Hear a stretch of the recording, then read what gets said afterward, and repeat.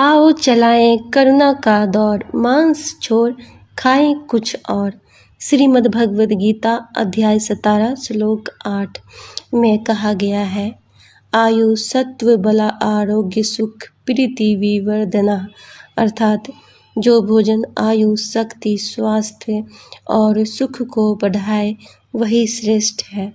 तो सवाल यह है, क्या हमारा भोजन हमें बेहतर बना रहा है या हमसे हमारी इंसानियत छीन रहा है? नमस्कार, आज हम एक ऐसे विषय पर बात करने जा रहे हैं जो सिर्फ खाने से जुड़ा नहीं है, बल्कि हमारी सोच, हमारी इंसानियत और हमारे कर्मों से जुड़ा है।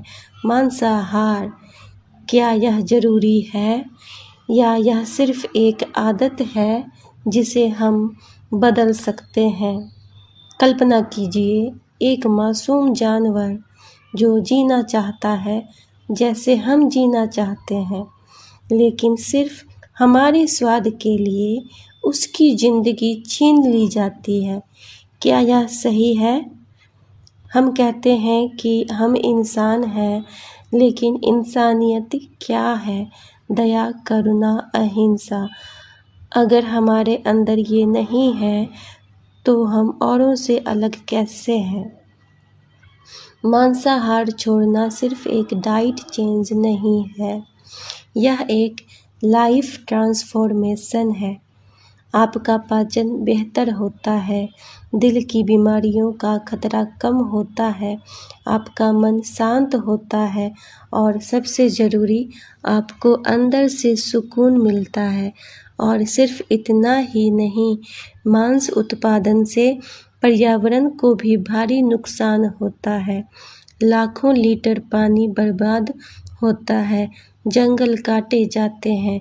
तो जब आप मांस छोड़ते हैं, आप सिर्फ खुद को नहीं, इस पूरी धरती को बचा रहे होते हैं। शुरुआत कैसे करें? एक छोटा संकल्प लें, धीरे धीरे मांस कम करें, वेज विकल्प अपनाएं, दाल, पनीर, सोया और सबसे ज़रूरी, अपने दिल की सुने। याद रखिए, हर बड़ा बदलाव एक छोटे कदम से ही शुरू होता है। मांस खाना ताकत नहीं, बल्कि एक निर्दोष की जान लेने की कीमत है। जैसा कि समाजशास्त्री हर्बर्ट स्पेंसर ने कहा था, the ultimate result of shielding man from the effects of folly is to fill the world with fools. अगर हम अपने कर्मों के परिणाम को समझने से बचते रहेंगे तो हम एक संवेदनहीन समाज बना देंगे। तो आज खुद से एक सवाल पूछिए, क्या आपका स्वाद किसी की जिंदगी से ज़्यादा ज़रूरी है? अगर नहीं, तो आज ही एक छोटा कदम उठाइए, करुणा को अपनाइए, अहिंसा को चुनिए और एक बेहतर इंसान बनिए। लाइक करें, कमेंट में लिखें, मैं करुणा चुनता हूँ या चुनती हूँ, और इस वीडियो को शेयर करें, क्योंकि बदलाव आपसे शुरू होता है।